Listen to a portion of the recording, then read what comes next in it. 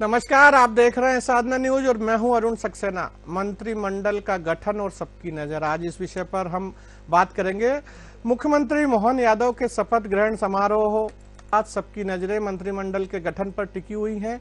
नए मंत्रिमंडल में किन नेताओं को मिलेगी जगह, इसे लेकर चर्चाओं का बाजार गर्म है। मध्य प्रदेश के नवनिर्वाचित मुख्यमंत्री डॉक्टर मोहन यादव और उनके दो उप मुख्यमंत्री राजेंद्र शुक्ला और जगदीश देवड़ा की शपथ के बाद अब मंत्रिमंडल गठन को लेकर चर्चाओं का दौर शुरू हो चुका है।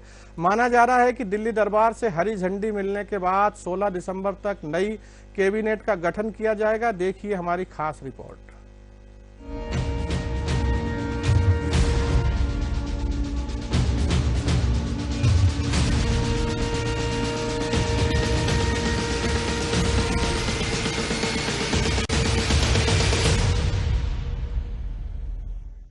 मध्य प्रदेश में जिस तरह मुख्यमंत्री के नाम ने सबको चौंका दिया है, माना जा रहा है कि मंत्रिमंडल में कई नाम भी चौंकाने वाले हो सकते हैं। मंत्रिमंडल में संघ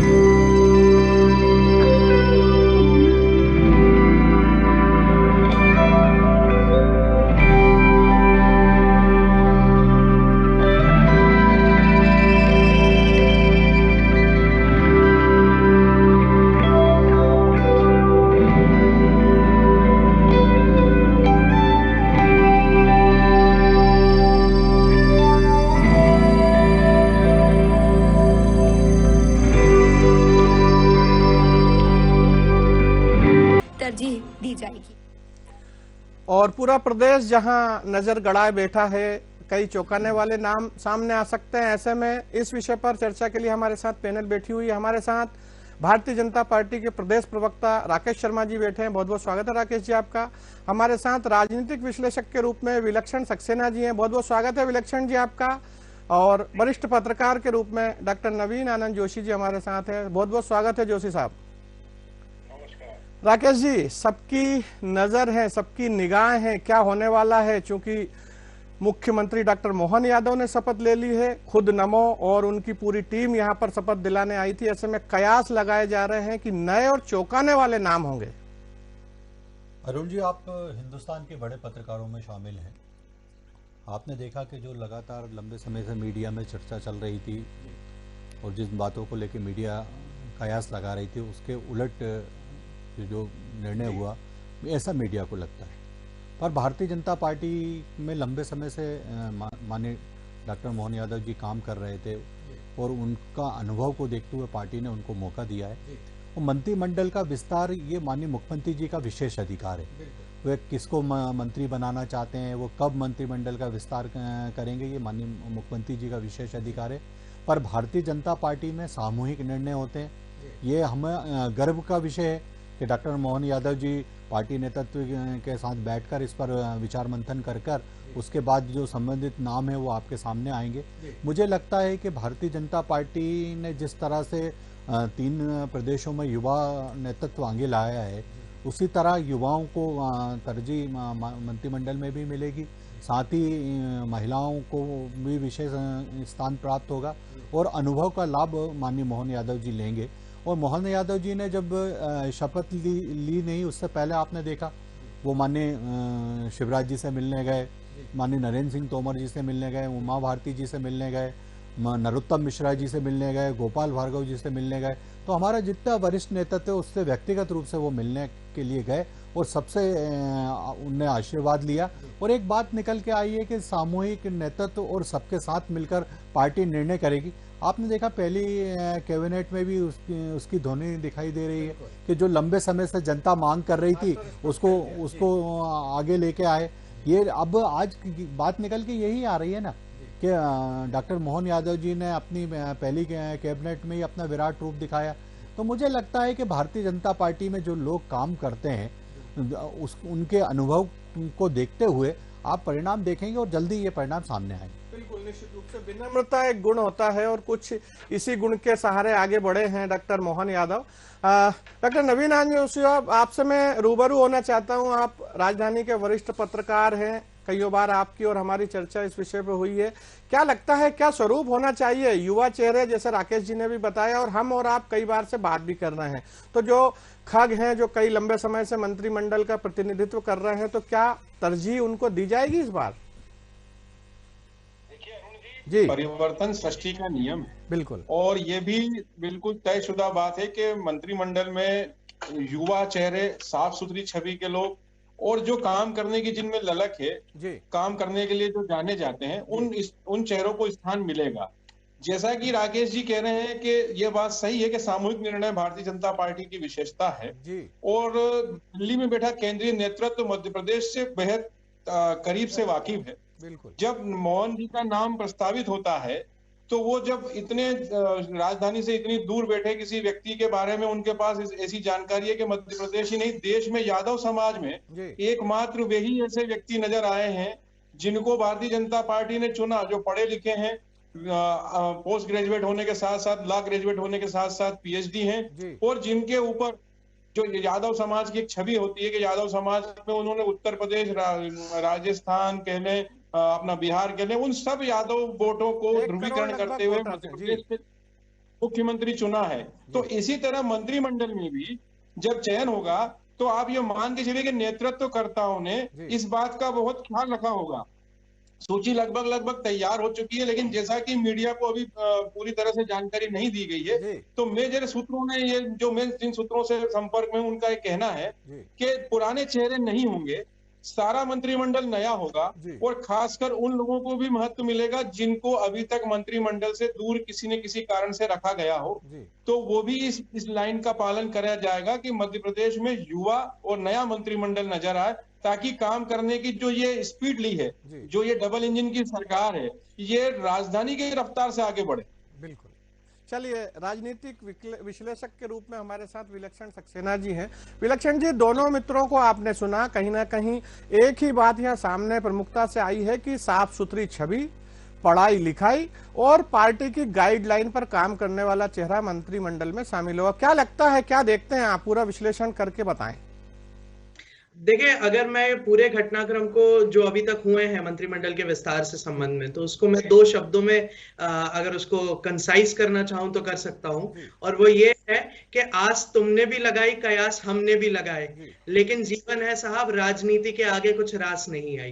एक्चुअली ये कहना यहाँ पे एकदम बिल्कुल करेक्ट होगा कि बीजेपी ने चौंकाने वाले नाम के साथ साथ अब आगे की रणनीति जो बनाई है वो सबसे पहले ये है कि जिन मोशंस की वजह से बीजेपी को पहले नुकसान हुआ था एंटी इनकम्बेंसी के लिए, जो लोग जमानों से नाराज बैठे हुए थे बीजेपी के अलग अलग नेताओं से, जो उस टाइम पार्टी के वरिष्ठतम नेता थे, अब उनको आगे आने का मौका मिला है क्योंकि अब नेतृत्व में पूरी तरह से शिफ्ट लाया गया है। यहाँ पर नए चेहरों के साथ साथ हमें कई उन लोगों को भी मंत्री पद के लिए, मतलब मैं समझता हूं कि नाम उनके आगे आएंगे, जैसे एंदल सिंह कंसाना हो गए, जिनको राज्य मंत्री का दर्जा तो मिला हुआ था लेकिन कई समय से वो कोशिश कर रहे थे कि उनको मंत्रिमंडल में जगह मिले।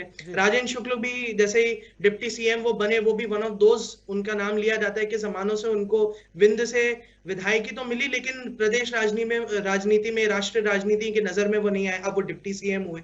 ऐसे ही आप देखेंगे कि सिंधिया गुट के भी जो लोग हैं, अब यहाँ पर हम ये देखेंगे कि इस पूरे मंत्रिमंडल को जो भी अभी सामने 16 तारीख से पहले आने वाला है या 16 तारीख के पहले जो भी नामों का चयन होगा, इसमें कौन से भाजपा के गुट के किन किन लोगों को प्राथमिकता मिलेगी।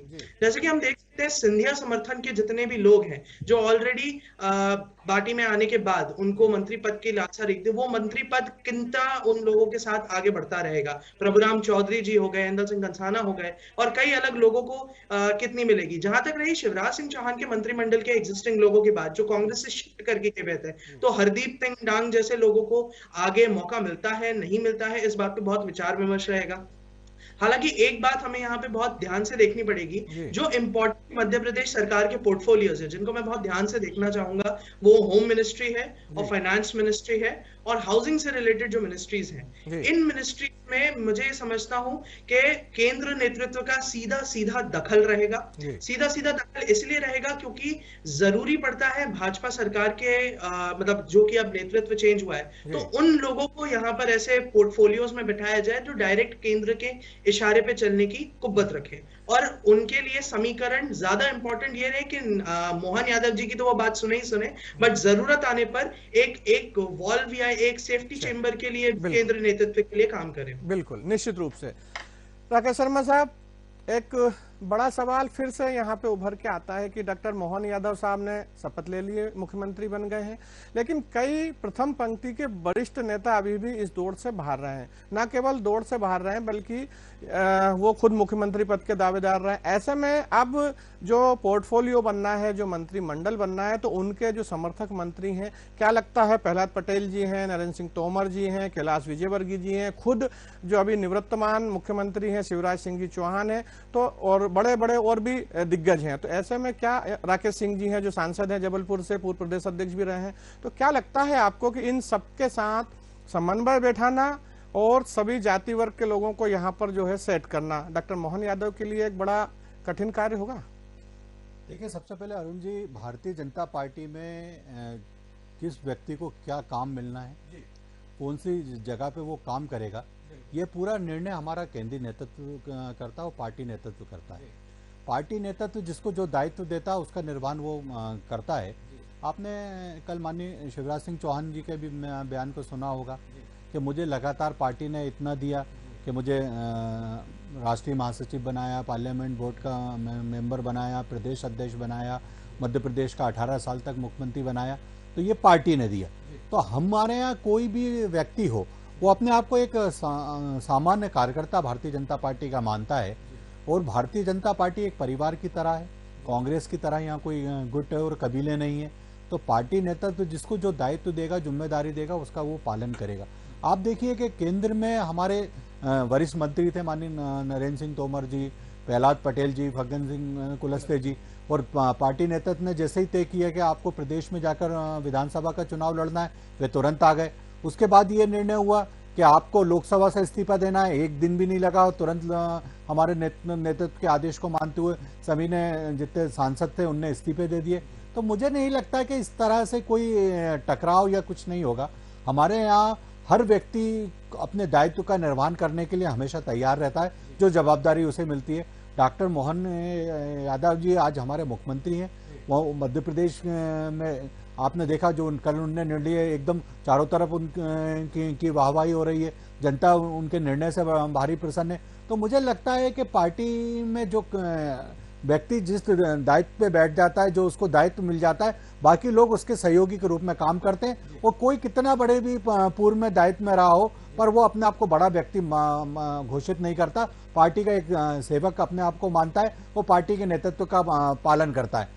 मुझे लगता है कि आपने जिन नामों को लिया है उसके बारे में पार्टी नेतृत्व विचार कर रहा है कि किसको क्या दायित्व देना है, क्या जिम्मेदारी देना है। और आपने जिससे भी बात की होगी, हर व्यक्ति ने आपसे यही कहा होगा कि मेरे बारे में पार्टी निर्णय करेगी। और मुझे लगता है कि विश्व में आज अगर हम सबसे बड़ी पार्टी हैं, देश में सबसे ज़्यादा हमारे कार्यकर्ता हैं, तो इसीलिए हैं क्योंकि हर कार्यकर्ता को लगता है कि मेरे बारे में पार्टी विचार कर रही है और आने वाले समय में मुझे क्या काम मिलेगा ये पार्टी निर्णय करेगी। और इससे ये तय होता है कि पार्टी नेतृत्व आप पे बारीक नजर रखा हुआ है। अब आप देखिए 3 प्रदेशों में मुख्यमंत्री तय हुए, कहीं किसी मीडिया में नाम नहीं था उनका, कहीं किसी चर्चा में नाम नहीं था, पर नेतृत्व ने जैसे ही जवाबदारी दी, पूरे पार्टी के जितने विधायकों ने उनको सहज स्वीकार कर उनके नेतृत्व में काम करना शुरू कर दिया है। और आप देखिए कि अभी आज 2 उप मुख्यमंत्री हैं हमारे, राजेंद्र शुक्ला जी के साथ हमारे जगदीश देवड़ा जी हैं, और उसके बाद नरेंद्र सिंह तोमर जी के बारे में विचार किया जा रहा है कि उन्हें विधानसभा का अध्यक्ष बनाया जाएगा। आज गोपाल भार्गव जी को प्रोटेम स्पीकर बनाया गया, पूरा नेतृत्व वहां उपस्थित था जब गोपाल भार्गव जी प्रोटेम स्पीकर की ओथ ले रहे थे। तो मुझे नहीं लगता कि इस तरह की कोई बात पार्टी में कहीं दिखाई देगी, क्योंकि हमारे यहाँ सामूहिक नेतृत्व के साथ जो पार्टी आदेश करती है उसका निर्देश का पालन एक एक अक्षरांश कार्यकर्ता और हर नेता करता है। डॉक्टर नवीन आनंद जोशी साहब, सामाजिक शुचिता और खास तौर पे अनुशासन के लिए जाने जाने वाली पार्टी है भारतीय जनता पार्टी। और ऐसे में अब चूंकि जल्दी ही संगठन महामंत्री हितानंद शर्मा जी और प्रदेश अध्यक्ष वीडी शर्मा जी ये जो है सूची लेके केंद्रीय नेतृत्व के पास जाएंगे। वहीं सबसे बड़ी चीज यहाँ एक चीज और भी है कि जो मंत्रिमंडल का गठन है वो मुख्यमंत्री का विशेषाधिकार होता है। तो ऐसे में क्या डॉक्टर मोहन यादव अपनी मर्जी से मंत्रियों को रख पाएंगे या फिर पूरा के पूरा जो खेल है वो केंद्रीय नेतृत्व के पास जाके तय होगा? बड़ा सवाल। देखिए अरुण जी, ये बात सही है कि भारतीय जनता पार्टी में सामूहिक नेतृत्व होता है जी और उसी के निर्णय होते हैं, लेकिन मुख्यमंत्री जी की मर्जी ही चलेगी ऐसा भी नहीं होता, क्योंकि ये जब अनुशासन वाला संगठन है तो इसमें सब कुछ नाम राय मशवरे से तय होते हैं जी।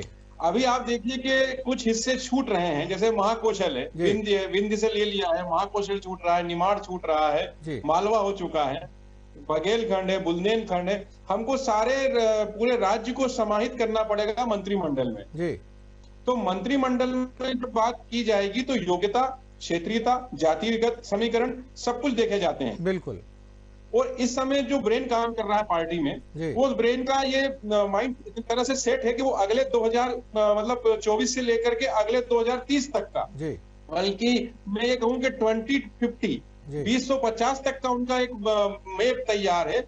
तो वो उस दृष्टि से रखते हुए मोहन यादव जी को जिस तरह से मौका दिया है तो वो अगले पीढ़ी की तैयारी की जा रही है। तो ये नहीं माना जाए कि केवल जिनके आपने जिक्र किए कि राकेश सिंह जी का क्या होगा, कैलाश विजयवर्गीय जी का क्या होगा, प्रहलाद पटेल जी का, ये तो सेकंड लाइन हो गई। इसके बाद थर्ड लाइन, फोर्थ लाइन, मैं समझता हूँ फिफ्थ लाइन तक भारतीय जनता पार्टी की तैयारी है, क्योंकि उनको अब ये लंबा है। विपक्ष के नाम पे कांग्रेस मार्केट से गायब है, बाजार से लुप्त हो चुकी है। उसने खुद ही अपना ये कहे कि सुसाइड करने वाली स्थिति आ गई कि वो तो खुद ही चली गई है पार्टी में अब इस तरह से। तो भारतीय जनता पार्टी को न केवल अपना परफॉर्मेंस दिखाना है बल्कि जनता की अपेक्षाओं पर खरा उतरना है। तो मोहन जी के लिए चुनौती दो है, एक तो उन्हें जिस तरह से चयन करके भेजा गया है उसको उनको खड़ा उतरना है उस पर। दूसरा, उनके साथ जो लोग काम करेंगे चाहे वो सीनियर हो या जूनियर हो, उनको साथ में लेकर के चलना उनके लिए चुनौती होगी। और प्लस मध्य प्रदेश के जो हालात हैं ये किसी से छुपे नहीं है कि मध्य प्रदेश में वित्तीय संकट है और कई आप ये देखेंगे कि कई लोगों के भुगतानों को लेकर के या कई वेतन विसंगतियों की हम बात करें या अभी जैसे लाडली लक्ष्मी का जो कह रहे हैं कि अगला जो है वो उसका राशि बढ़ने की जो बात भारतीय जनता पार्टी के उसमें लिखी गई है मैनिफेस्टो में, वो पूरी हो पाएगी कि नहीं, क्योंकि बहुत सारे मुश्किलें अभी आ सकती हैं। तो उन तीनों चुनौतियों के साथ मोहन जी को काम करना है। ये बात सही है कि राजनीति महत्वाकांक्षा होती है, पार्टी के जो दिग्गज लोग सांसद का इस्तीफा दे के आए हैं उनकी अपेक्षाएं भी हैं कि मध्य प्रदेश में उनको मंत्रिमंडल से नवाजा जाए, मंत्री पद दिया जाए। लेकिन ये भी केंद्रीय नेतृत्व तो सोचेगा कि उनको यदि मौका यहाँ दिया जाता है तो जो बाकी नए लोग जिनको ले आ जाना है उनका क्या होगा। तो ये बहुत बड़ा एक ये मान के चले, लेकिन लगभग मेरे अनुसार सूची तैयार है, केवल उस पर मोहर लगना बाकी है। और आज या कल, आज 14 तारीख है, 15 की शाम तक सब कुछ नाम मीडिया तक पहुंचा दिए जाएंगे और मैं समझता हूँ 16 की सुबह, क्योंकि फिर खर मास लगने वाला है। तो भारतीय जनता पार्टी इन विषयों का विशेष ध्यान रखती है, वे खर मास लगने से पहले अपने मंत्रिमंडल का शपथ समारोह करा दें। चलिए, बिल्कुल। विलक्षण जी, यहाँ बड़े विश्लेषण की एक जरूरत है। जिस तरह से डॉक्टर मोहन यादव हार्ड हिंदुत्व को सामने रख के उनको मुख्यमंत्री बनाएगा, ये तो तय सा दिख रहा था। ऐसा में आते ही उन्होंने मास्टर स्ट्रोक खेल भी दिया है, 2-3 बड़े फैसले उन्होंने कर दिए हैं। लाउड स्पीकर वाला मामला हो या फिर जो स्लाटर हाउस और अन्य जो बीफ वाले मामले हैं उसमें उनका बड़ा सा एक्शन है। क्या कहेंगे कि इसी तरह की छवि जनता स्वीकार करेगी, जो पार्टी के निर्देश भी हैं कि आपको बिल्कुल हिंदुत्व के ऊपर काम करना है? क्या देखते हैं आप? देखिए, यहाँ पर जो हिंदुत्व के एक पूरा आप ध्यान से देखें तो एक आइडियोलॉजिकल पैटर्न है। आपने ध्यान दिया चुनाव के पहले जब तक बात कंपैरिजन ऑफ डेवलपमेंट की हो रही थी तब तक इनको खेला गया और उसकी कंटिन्यूअसली रिपोर्ट्स ग्राउंड लेवल पे भी मिल रही थी। लेकिन लोगों ने रियलाइज किया, खासकर भाजपा में लोगों ने रियलाइज किया कि इसका मे भी हमें उतना ज्यादा फायदा नहीं होगा जितना फायदा हमें हिंदू कार्ड का होगा। और इसीलिए आप आपने ध्यान से देखा हो तो चुनाव के पहले अचानक से नैरेटिव विकास से चेंज होते हुए हिंदुत्व राम मंदिर पे कॉन्सेंट्रेटेड हो गया और इसी पैटर्न को अब कंटिन्यू भी किया जाएगा, क्योंकि आने वाले लोकसभा चुनाव में अब हम देख सकते हैं कि सीक्वेंशियली बीजेपी मतलब एग्जिस्टिंग केंद्रीय गवर्नमेंट वाला 5 अलग अलग योजनाएं हैं जिनको सीक्वेंशियली चुनाव से पहले लॉन्च किया जाएगा। सबसे पहला प्रथम राम मंदिर की बात आती है, उसके बाद जम्मू एंड कश्मीर को भारत से रेल नेटवर्क जोड़ने के लिए जब बनिहाल काजीकुंड से का रेलवे नेटवर्क कटरा वैष्णो देवी तक जुड़ जाएगा। तो ये सीक्वेंशियली कई हिंदुत्व के मैटर हैं जो बेसिक से अब आते जाएंगे। तो इन्हीं नैरेटिव्स को स्टेट लेवल पे भी कंटिन्यू करने से दो बड़े काम होते हैं। पहली बात, लोगों ने रियलाइज करा है, बीजेपी ने भी रियलाइज करा है कि साइलेंट वोटिंग जब भी होती है मध्य प्रदेश में, फेवर हमेशा बीजेपी को हिंदुत्व के नाम पे हमेशा मिलता रहे। और बेस्ट एग्जांपल इसका ये है मालवानी मार्ड, जहां पहले 2018 में एक तरफा कांग्रेस ने कांटे की टक्कर दी थी, 25-26 के रेशियो पे लेके आए थे। अब वहां पर बीजेपी ने उसे अपना पूरा गढ़ बना लिया और उसका पूरा श्रेय वहां पे आरएसएस और संघ प्रचारक के लोग, जो कि कैलाश विजयवर्गीय जी के भी एक अपनी खुद की स्टैंडिंग में भी उनके नेतृत्व में भी किया गया, तो उनको ये बेनिफिट मिला। और जो बीजेपी ने बैकलॉग अपना ट्राइबल क्षेत्र में अब खोया था, जो कि कांग्रेस के लिए सबसे बड़ा मुद्दा था, अब उसको कवर करने की भी कोशिश करी जाएगी। इसीलिए ही एक सबसे बड़ा कारण है कि विंध्य क्षेत्र से एक ब्राह्मण व्यक्ति को डिप्टी सीएम का पद दिया गया है, रायन शुक्ल जी, क्योंकि वो एक ब्राह्मण बहुल समाज का क्षेत्र आता है। जहां तक दक्षिण और उत्तर मध्य प्रदेश की बात आती है, एक समीकरण यहाँ पे और निकल के आता है। ऐसी योजनाओं के साथ साथ हमें देखने को मिलेगा कि मध्य प्रदेश में इकोनॉमिक क्राइसिस की जो कहा जा रहा है कि हमारे पास फंड्स नहीं रहेंगे या बैंकरप्सी है या लोन बहुत बढ़ गए हैं, इस मामले को कोशिश करी जाएगी डायरेक्ट फंड्स और केंद्र से सपोर्ट के द्वारा एक्सटिंग्विश करने की, ताकि मध्य प्रदेश में कोई भी एक नया मुद्दा चुनाव के बाद बढ़ के नहीं आए। और साथ ही साथ यहाँ पर यह भी चीज कॉन्सेंट्रेट देखनी होगी, जो बड़े दिग्गज अब मैदान में उतरे थे, अब ये समझ चुके हैं कि जैसे नरेंद्र सिंह, तो जैसे हमारे जो भाजपा के मित्र यहाँ पर है, उन्होंने कहा कि नरेंद्र सिंह तोमर जी का नाम भाजपा के अध्यक्ष के लिए विधानसभा अध्यक्ष के लिए आगे बढ़ रहा है, लेकिन बाकी सांसदों का क्या, उनके लिए क्या? मैं ये समझता हूं कि ये चुनाव विधानसभा का इन दिग्गजों के लिए एक टेस्ट था और बीजेपी के हर सांसद एक सांसद को छोड़कर सभी ने ये टेस्ट बखूबी और अच्छे मार्जिन से पास किया है। तो ये अब यहाँ पर एक गुटता को खत्म करने के लिए भी ये भी हो सकता है कि जो ऑलरेडी विनिंग सांसद थे, जो विनिंग फैक्टर्स थे, उनको वापस मौका दिया जाएगा 2024 के चुनाव में, उनको संसद का वापस हिस्सा बनाएगा। क्योंकि आप अगर कोई भी पॉलिटिकल स्ट्रैटेजिस्ट हो, आप विनिंग टिकट पर ही अपनी बेट लगाओगे, आप कोशिश नहीं करोगे कि जो सीट्स ऑलरेडी हम जिन चेहरों पे जीते हैं उनसे हम बदल कर कुछ नया करें। क्योंकि इससे दो चीजें होती हैं कि व्यक्ति ऑलरेडी अपने एग्जिस्टिंग कंपेटिटर को काटने की कोशिश करता है और पार्टी के एंटी काम करने की कोशिश करता है। तो बीजेपी, मुझे नहीं लगता कि जिन नेताओं के, जिन धुरंधरों के दम पर उन्होंने यहाँ सरकार बनाई है, उनमें से जिन को भी लुक्रेटाइजेशन मिल सकता है। क्योंकि मैं नहीं समझता कि प्रहलाद पटेल जैसे वरिष्ठतम व्यक्ति, चाहे नरेंद्र सिंह तोमर, हर विधानसभा अध्यक्ष अपने आप में एक बड़ा संवैधानिक पद है, जो कि रीति पाठक जी हो गए, उदय प्रताप सिंह हो गए, इनको अगर केंद्रीय मंत्रिमंडल में राज्य मंत्री या कैबिनेट मंत्री का दर्जे या इनकी लुक्रेटाइजेशन अगर मिलता है, तो मुझे नहीं लगता कि हमें आगे जाकर इस बात पे चौंकना चाहिए कि ये विधानसभा से इस्तीफा देकर वापस संसदीय के लिए लड़ना शुरू करे। बिल्कुल, समय की गर्त में छिपाए। खैर राकेश जी, एक बड़ा और अहम सवाल, यहाँ डॉक्टर मोहन यादव ने शपथ ले ली है, मंत्री बन गए हैं, मतलब मुख्यमंत्री बन गए हैं, और साथ में 2-3 बड़े उन्होंने फैसले आते से ही कर दिए। अब ऐसे में जो पूर्व मुख्यमंत्री शिवराज सिंह चौहान हैं, उनकी एक महती योजना है लाडली बहना, उसके लिए चूंकि प्रदेश की जो वित्तीय स्थिति है किसी से छुपी नहीं है, तो ऐसे में उस फंड को जुटाने की जिम्मेदारी, और आपके कांग्रेसी मित्र बिल्कुल निश्चित रूप से आरोप लगा रहे हैं कि ये योजना जो शिवराज सिंह चौहान चालू करके गए थे वो इसी महीने उसमें टाई फेस हो जाएगी, क्या देखते हैं? देखिए, कांग्रेसी मित्रों को अब ये देखना चाहिए कि जनता जनार्दन जो भगवान होती है उसने निर्णय दे दिया, और जनता जनार्दन ने, भगवान ने हम भारतीय जनता पार्टी के पक्ष में निर्णय दिया। मैं कई चैनलों पर लगातार बैठ रहा हूँ तो वही पुरानी बातों को दोहराने का काम कांग्रेस के प्रवक्ता कर रहे हैं, पर उनको ये स्वीकार करना चाहिए कि उनको मध्य प्रदेश में, छत्तीसगढ़ में और राजस्थान में जनता ने नकार दिया, और क्यों नकारा ये इस पर उनको विचार करना चाहिए। भारतीय जनता पार्टी की सरकार क्या करेगी क्या नहीं करेगी ये हम पे छोड़ दें।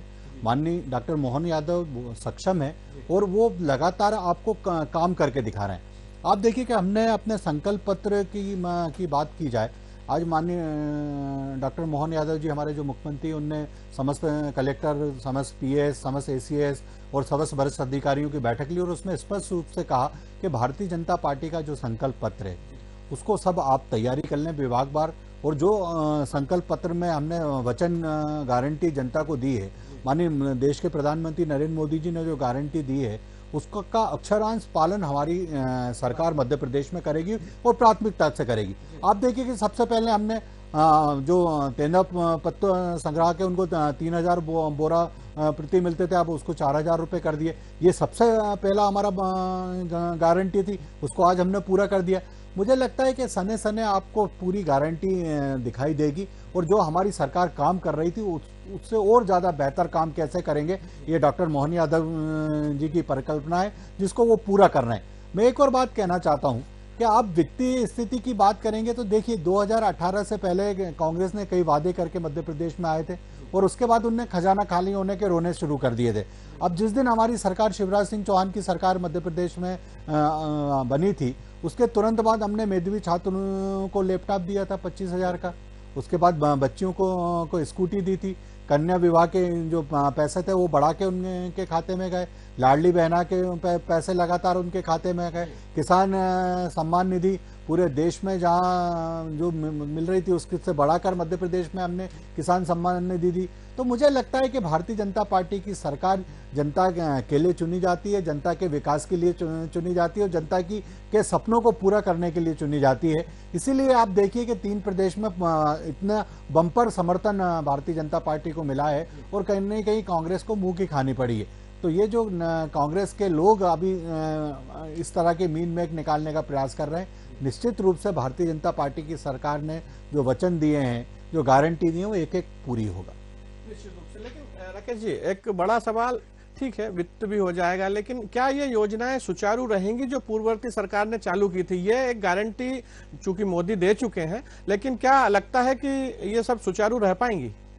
देखिए, मध्य प्रदेश में डबल इंजन की सरकार है, केंद्र का पूरा सहयोग मध्य प्रदेश सरकार को मिल रहा है। मध्य प्रदेश सरकार अपनी योजनाओं को लेकर भी लगातार आगे बढ़ रही है।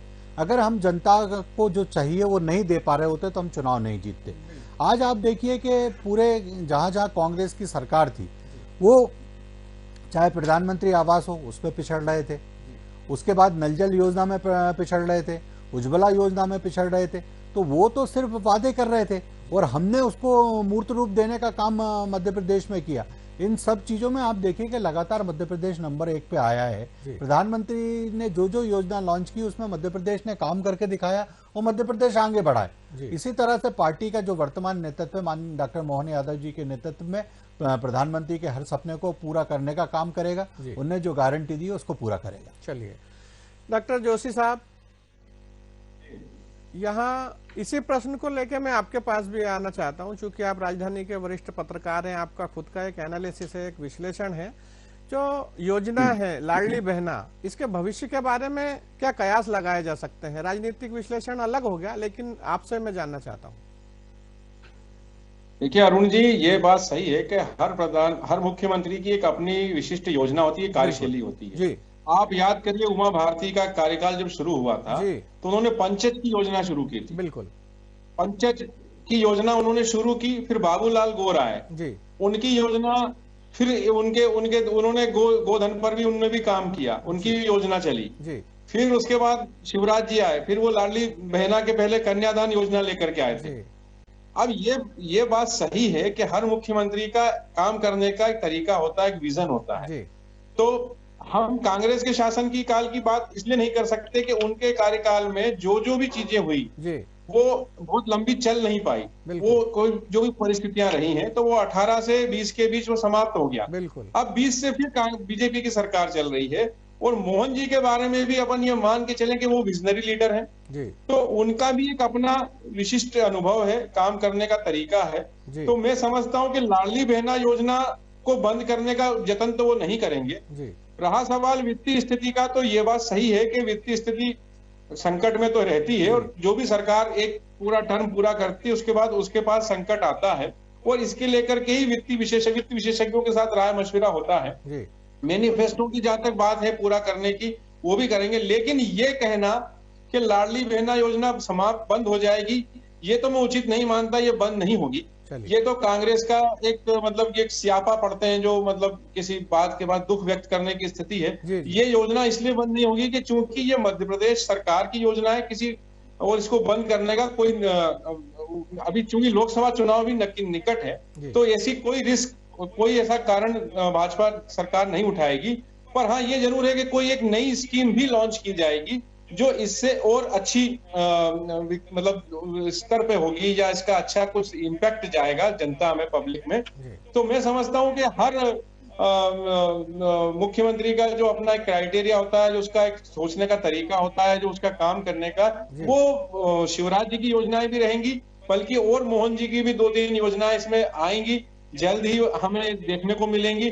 तो ये कहना कि भारतीय जनता पार्टी कोई योजना बंद करेगी, मैं समझता हूँ ऐसा उचित ये कहा नहीं जा सकता। वो तो योजनाएं और नहीं आएंगी। बल्कि नवीन जी, विधानसभा सत्र भी चूंकि जल्दी चालू होने वाला है, हालांकि रहेगा अल्प समय का, क्या लगता है इस विधानसभा सत्र में क्या तैयारियां की जा सकती हैं, क्या चीजें सामने लाके उन पे बातचीत या बहस की जाएगी? देखिए, सबसे पहले तो सरकार अपने विधायकों को शपथ दिलाने के साथ साथ एक वित्तीय संकट से निपटने के लिए अनुपूरक बजट लेकर के आएगी। ठीक बात है, क्योंकि अभी मार्च काफी दूर है जी, और सरकार के खजाने में पैसे की कमी है, इससे कोई इनकार नहीं किया सकता, स्वीकारोक्ति होना चाहिए, क्योंकि हम लोग उसी समाज में हैं जहां पर ये सब चीजें देखने को मिलती है जी। तो अभी सबसे पहला काम होगा सरकार का अनुपूरक बजट लेकर के आना जी। और फिर जहां तक केंद्र सरकार से मदद का सवाल है तो उसको भी प्रस्ताव जाते हैं, प्रस्ताव के बाद उनको अपना पुराना उपयोगिता प्रमाण पत्र के माध्यम से और जो खर्च करा जाता है उसका सब चीजें भेजना है। तो अभी पहली उनकी जो रिक्वायरमेंट होगी वो अनुपूरक बजट लेकर के आना होगी। कुछ ऐसे जिन निर्णयों की बात अभी राकेश जी भी कर रहे थे, ऐसे निर्णयों के अलावा भी कुछ विधेयक लेकर के आना है, सदन में तैयारियां उसको लेकर के भी है। रहा सवाल कांग्रेस का, तो कांग्रेस विपक्ष की भूमिका तो पिछले कई समय से निभा नहीं पाई है, तो मैं नहीं समझता कि वो इस समय भी कोई घेरने की स्थिति में है, क्योंकि अभी तो बहुत कम समय है और ये बहुत छोटा सत्र होगा। लेकिन इस सत्र में जरूरी सरकारी कामकाज में अनुपूरक बजट लेकर के आना मैं समझता हूँ सबसे अहम विषय होगा। चलिए विलक्षण जी, विधानसभा सत्र, अनुपूरक बजट और साथ ही साथ विपक्ष की जो भूमिका है, अब आप देखें यदि वहां की सज्जन सिंह वर्मा वहां नहीं है, नेता प्रतिपक्ष डॉक्टर गोविंद सिंह वहां नहीं है, विजय लक्ष्मी साधो वहां नहीं है, सबसे ज्यादा बात करें तो जीतू पटवारी वहां नहीं रहेंगे, कुणाल चौधरी वहां नहीं रहेंगे और लक्ष्मण सिंह सरीखे धाकड़ नेता वहां नहीं रहेंगे। तो ऐसे में जो विपक्ष है क्या कहेंगे, क्या स्थिति बनेगी और इस विधानसभा सत्र का क्या स्वरूप रहेगा? देखिए, इस बात से क्लियर कट हम समझ सकते हैं कि विपक्ष का पूरा जो फ्लोर रहेगा वो दिग्विजय सिंह जी के समर्थक के लोगों के हाथ में रहेगा। ये बात हम सब जानते ही हैं कि कांग्रेस के जितने भी वरिष्ठतम विधायक हैं जो अब अपने आप को बचा सके बड़ी कम मार्जिन के साथ में, बाला बच्चन जैसे हो गए, सिर्फ 890 वोटों से ही विजय हुए थे, तो अब मेरे ख्याल से उनको मौका मिलेगा।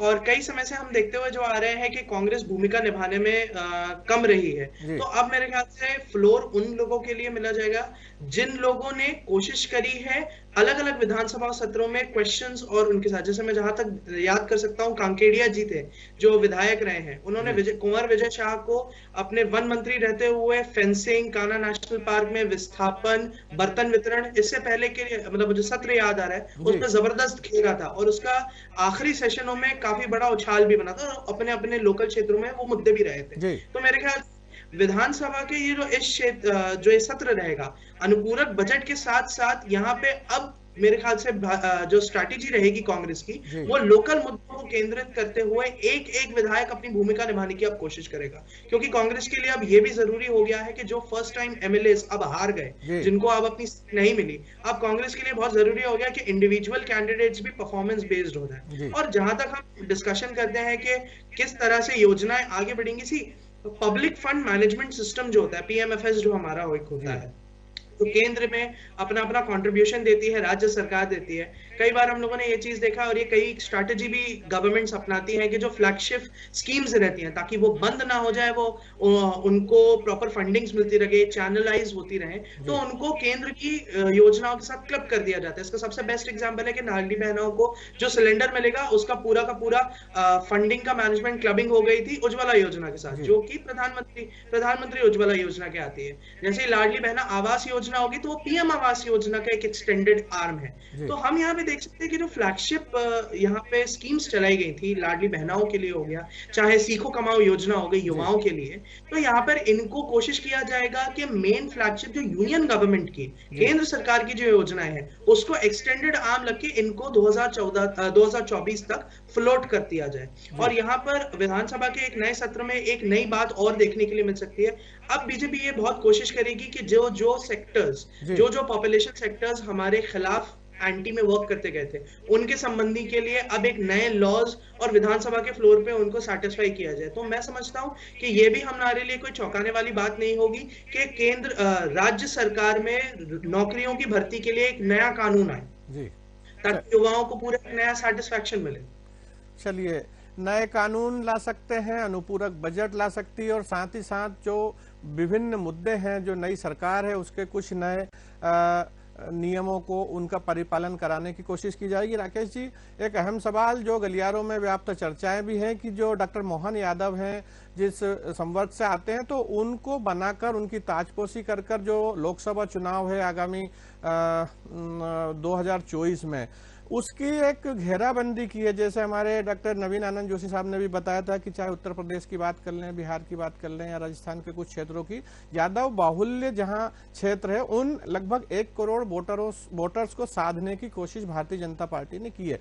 लेकिन वहीं जो गलियारों की चर्चाओं के अलावा जो अन्य लोग हैं, जिसे कांग्रेस पार्टी मान लें, दूसरे अन्य या इंडिया जो एक वो बन के आया है, उसमें ये चीज सामने आ रही है कि डॉक्टर मोहन यादव का कद कहीं ना कहीं अखिलेश यादव की बात कर लें, तेजस्वी यादव की बात कर लें, उनके बराबर नहीं है, तो शायद इसका लाभ वहां ना मिल पाए।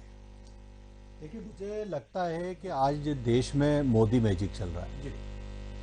भारतीय जनता पार्टी और पूरे देश की जनता ये बेहतर तरीके से जानती है कि मोदी जी ने जो देश की आम गरीबों के लिए किया, जो पिछले 70 वर्ष से कांग्रेस पार्टी लगातार उन्हें भ्रमित करती रही और उनको सपने दिखाती रही और उनको पूरा नहीं किया। आज देश में आप देखिए गरीबों को मुफ्त अनाज मिल रहा है, उनको पक्के मकान मिल रहा है, उनको नल जल योजना के साथ पीने का पानी मिल रहा है, उज्ज्वला के तहत गैस के सिलेंडर मिल रहा है, उनके घर बिजली आ रही है, उनके बच्चों को अच्छा रोजगार मिल रहा है। तो मुझे लगता है कि जनता आज इस पे विश्वास करती है कि हमको जो सपने लगातार 70 वर्षों से दिखाए जा रहे थे उसको पूरा करने का काम नरेंद्र मोदी जी ने किया। मुझे लगता है कि आज जो हम 3 प्रदेशों में जीते हैं उसमें भी मोदी जी का चेहरा लेकर हम गए थे, मोदी जी के सरकार के काम लेकर हम गए थे, वो मोदी की गारंटी को लेकर हम गए थे।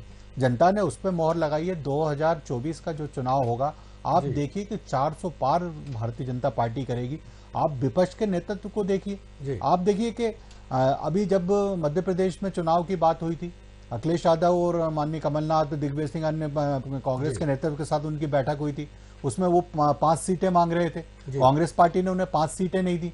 तो जिस तरह से भगवान कृष्ण ने महाभारत में दुर्योधन से कहा था कि आप पांडवों को 5 गांव दे दीजिए, उसके बाद महाभारत नहीं होगा, पर दुर्योधन ने कहा नहीं, आप तो मैदान में आ जाइए। इसी तरह कांग्रेस ने कहा मैदान में आ जाइए। 70 स्थानों पे अखिलेश यादव ने कैंडिडेट खड़े कर दिए, वो पूरी तरह से कांग्रेस और कमलनाथ पे लगातार हमले करते रहे। तो मुझे लगता है कि आने वाले समय में भी देश में यही होने जाने वाला है, क्योंकि ये जो सत्ता की भूखा विपक्ष दल है, जो इंडिया गठबंधन है, उसमें कोई एकता नहीं होगी। और एक तरफ नरेंद्र मोदी जी का नेतृत्व है, नरेंद्र मोदी जी का कद है। आज विश्व में सबसे लोकप्रिय नेता की श्रेणी में नरेंद्र मोदी जी आते हैं। आज विश्व में भारत का परचम नरेंद्र मोदी जी ने लहरा दिया। तो हम नरेंद्र मोदी जी की सरकार के कामों को लेकर मध्य प्रदेश में फिर जाएंगे। और मुझे लगता है कि डॉक्टर मोहन यादव जी ने जिस तरह से कल कैबिनेट में निर्णय किए हैं और जिस तरह से उनने बताया है कि आने वाले समय में मध्य प्रदेश में किस तरह से सरकार चलेगी, आप विश्वास कीजिए कि भारतीय जनता पार्टी को 2024 के चुनाव में किसी तरह की तकलीफ और चिंता करने की जरूरत नहीं पड़ेगी, क्योंकि एक तरफ नरेंद्र मोदी जी का चेहरा और नरेंद्र मोदी जी की सरकार के काम है, वो वहीं मध्य प्रदेश में जो भारतीय जनता पार्टी लगातार जनता की सेवा कर रही है, जनता के लिए काम कर रही है, तो 2024 में निश्चित रूप से हमें सफलता मिलेगी। आप देखिए कि पिछली बार 2018 में कांग्रेस की मध्य प्रदेश में सरकार बनी जी। 15 महीने में ऐसा क्या काम किया कांग्रेस की सरकार ने कि 28 स्थान पे लोकसभा में उसकी हार हो गई, और एक छिंदवाड़ा सीट जो लाखों वोटों से कांग्रेस पार्टी जीतती थी, मुश्किल से 36-37 हजार वोटों पे वहां पहुंच गई थी। तो वो एक जो सीट बची है उस पर भी भारतीय जनता पार्टी जीतने वाली है। पूरी तरह से कांग्रेस का सफाया देश में होने वाला है, क्योंकि जनता अब समझ गई है कि कौन सी सरकार उनके लिए बेहतर काम कर रही है, कौन सा नेतृत्व उनके लिए अच्छा काम कर रहा है, कौन सी पार्टी उनके लिए काम कर रही है। इसलिए 3 प्रदेश के परिणाम भारतीय जनता पार्टी के पक्ष में आए हैं। 2024 की तैयारी को देखते हुए पार्टी तैयारी कर रही है। आप देखेंगे कि आने वाले समय में सरकार के निर्णय हो, पार्टी संगठन का निर्णय हो, ये सब 2024 की तैयारी के हिसाब से होगा। और भारतीय जनता पार्टी एकमात्र ऐसा दल है जो 24 घंटे अगले चुनाव की तैयारी में लग जाती है। अभी से हमारा पूरा नेतृत्व 2024 की तैयारी कर रहा है, और कांग्रेस पार्टी आपस में नेता प्रतिपक्ष के लिए लड़ाई कर रही है कि किसको नेता प्रतिपक्ष बनाना चाहिए। मुझे लगता है कि जनता जो चाहती है वो काम भारतीय जनता पार्टी करती है, इसलिए जनता भारतीय जनता पार्टी के साथ रहती है। चलिए तक साहब, जनता जो चाहती है वो काम भारतीय जनता पार्टी करती है, ऐसा कहना है राकेश जी का। और कहीं ना कहीं ठीक बात भी है कि जो परिणाम आए हैं, जिस तरह से पूरा जो प्रदेश है, और या यूं कह लें कि पूरा जो भारत है वो टकटकी लगाकर देख रहा था, सारे एग्जिट पोल जो है उल्टी चीजें कह रहे थे, लेकिन खैर वो हुआ। यहाँ बड़ा एक सवाल था कि मैंने राकेश जी से भी पूछा कि जो डॉक्टर मोहन यादव है, उनका बनाए जाने के पीछे जो केंद्र सरकार की नीति थी कि यादव वोटरों को साधा जाए, तो क्या लगता है वहाँ जो कांग्रेस पार्टी है और अन्य गठबंधन के जो दल हैं वो ये बात के कयास लगा रहे हैं कि डॉक्टर मोहन यादव के जो कद है उससे जो बड़े बड़े कद के लोग वहां हैं तो कोई प्रभाव या उस तरह का कोई लाभ नहीं मिल पाएगा? इस पर बहुत लंबा मंथन हुआ है। ये एक दिन का निर्णय नहीं है जो हम लोगों ने देखा है। बिल्कुल, मोहन यादव जी को लेकर के राष्ट्रीय नेतृत्व ने चिंता की है, चिंतन हुआ, उसके बाद इस नतीजे पर पहुंचे हैं। ये पार्टियां कहना है, मीडिया का ये तत्काल कह देना कि आश्चर्यजनक नाम है, यह आश्चर्यजनक नाम कतई नहीं है। 1 साल पहले से उन्हें तैयारी करने के लिए कहा गया था और उनका नाम 1 वर्ष से इस पोर्टफोलियो के लिए तैयार था कि मुख्यमंत्री बनाए जा सकते हैं। इस बात को हमने प्रकाशित भी होते देखा है, समाचार पत्रों ने छापा भी उज्जैन के। तो ये कतई नहीं है, और पार्टी ने उनको उनके अंदर कुछ संभावनाएं देखी हैं। ये उनकी संभावनाओं का कल जैसा कि आपने देखा, उन्होंने जब पहला कैबिनेट का डिसीजन सुनाए हैं उससे स्पष्ट होता है कि पूरी पार्टी की लाइन एक ही है। जो योगी आदित्यनाथ कर रहे थे, जो कभी उमाश्री भारती कर रही थी, वो वैसे ही फैसले मोहन जी की तरफ से आपको देखने को मिलेंगे। तो ये पूरा यूनानिमस डिसीजन हो रहे हैं। और ये जिस तरह से 2024 की तैयारी का जिक्र कर रहे हैं भाजपा के प्रवक्ता, मैं वही कहने जा रहा हूं कि पार्टी ने पूरा ब्लूप्रिंट 2050 तक का तैयार करके रखा हुआ है। मध्य प्रदेश में अगले विधानसभा की स्थिति भी तैयार है, क्योंकि पार्टी 24 घंटे 24/7 इलेक्शन मोड पर है। भाजपा के साथ यही प्लस पॉइंट है कि उसके कार्यकर्ता कभी थकते नहीं, रुकते नहीं, वो हमेशा चरैवेती का सिद्धांत लेकर के चलते हैं। तो इसलिए कांग्रेस या उसके जो सहयोगी दल हैं वो अपने यादव वोटर्स को लेकर के केवल आपने 2 नाम गिनाए, तेजस्वी यादव और अखिलेश यादव। आप बताइए दोनों लोगों के विषय में कितना सोशल मीडिया में आता है, उनकी खुद की एबिलिटी को देखिए, उनके खुद के काम करने के तरीके को देखिए। अब उसके सामने खड़ा होता है मोहन यादव, तो कहाँ उनका कद देखिए, किस स्तर पर है, और इन लोगों का कद देखिए। तो इससे स्पष्ट हो जाता है कि भारतीय जनता पार्टी जब भी कोई दाव चलती है, क्योंकि वो चाणक्य के माइंड से निकला हुआ दाव होता है, इसलिए वो दाव कतई फेल नहीं होता। और इसलिए ये वाला जो आप जिस दाव की हम बात कर रहे हैं कि एकदम अचानक से नाम आया, ये अचानक से नाम कतई नहीं आया। 2016 के कुंभ में चर्चा हो चुकी थी कि मोहन यादव को मुख्यमंत्री बनाया जाना है, लेकिन उसको लेकर के पूरी तैयारियां की गई, पूरा एक डिजाइन बना और उसके अनुसार फिर उनको इस तरह से मैदान में उतारा गया है। तो ये वो यादव वोटर्स को एक बात भी हम कर लें, और मध्य प्रदेश नहीं देश भर के युवाओं के बीच भी एक चेहरा ऐसा दिखाना चाहता है भारतीय जनता पार्टी कि हम एक छोटे से कार्यकर्ता को किस तरह से परिमार्जित करते हैं, किस तरह से तैयार करते हैं, क्योंकि वो उस मशीन में तैयार होता है जिसका नाम राष्ट्रीय स्वयंसेवक संघ है। वो आरएसएस की उस मशीन से तैयार होने वाला कार्यकर्ता होता है जो कहीं थकता नहीं, हारता नहीं और हमेशा अपनी पहचान छोड़ के जाता है। तो इसलिए मोहन जी के साथ ये प्लस पॉइंट है कि वो उसी शाखा से आते हैं, उसी जगह से आते हैं और इसलिए वो आप जिन यादव नेताओं की बात कर रहे हैं उन पर 100 गुना भारी है वो, और इसलिए उनके निर्णय, उनके काम करने के तरीके और मध्य प्रदेश की भविष्य की संभावना है वो बहुत मजबूत है। चलिए, निश्चित रूप से विलक्षण जी, यहाँ एक और अहम सवाल है कि जो कांग्रेस है, अब ऐसी स्थिति नहीं बची है कि चूंकि देखने में भी आ रहा है कि नेता प्रतिपक्ष के लिए अब उनके पास नाम नहीं है, तो ऐसे में क्या कुछ आगे जारी कर पाएंगे? और चूंकि बिल्कुल ठीक कुछ ही महीनों बाद लोकसभा के भी चुनाव हैं, तो प्रदेश में केवल एकमात्र सीट पे अभी संतोष करना पड़ रहा है, राकेश जी ने भी अभी कहा है, और अन्य जो कयास लगाए जा रहे हैं उसके अनुसार भी क्या स्थिति रहेगी? क्या साफ हो जाएगी कांग्रेस?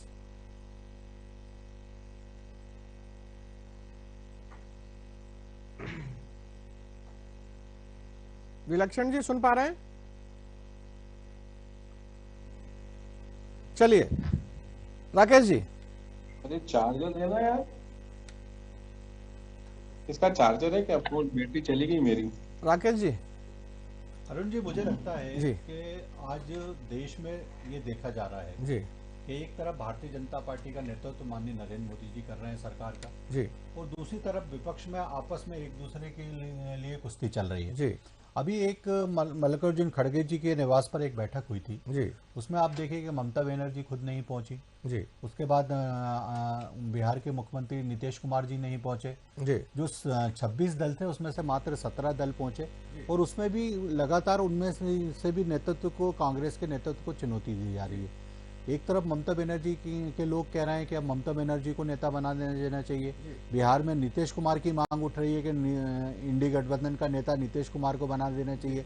आम आदमी पार्टी के प्रवक्ता का एक ट्वीट आया था कि पंजाब में और दिल्ली में सरकार है आम आदमी पार्टी की, तो सबसे बड़ा जो हिंदी बेल्ट है उसका सबसे बड़ा दल आम आदमी पार्टी है, तो उसका नेतृत्व आगे लाना चाहिए।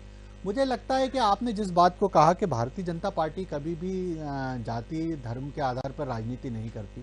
हमारे यहाँ सबसे बड़ा एक ही जाति है, वो है गरीबी, क्योंकि लगातार आज देखिए कि लंबे समय से जातिगत समीकरणों को साधते हुए कांग्रेस पार्टी या अन्य दलों ने उनका शोषण किया।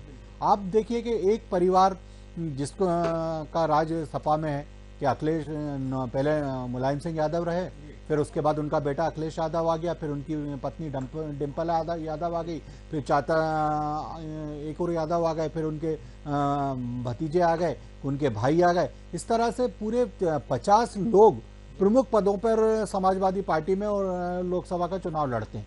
इसी तरह आप अगर बात करें हम लालू प्रसाद यादव परिवार की, तो लालू जी मुख्यमंत्री रहे, जब वो हटे तो उन्होंने राबड़ी देवी को बना दिया।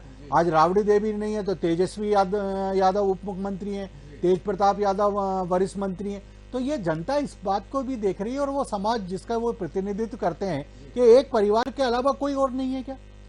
आज भारतीय जनता पार्टी ने मोहन यादव जी को दिया, तो आप ये नहीं कह सकते कि मोहन यादव जी के पिताजी का नाम क्या है, मोहन यादव जी के परिवार में और कौन राजनीति करता था।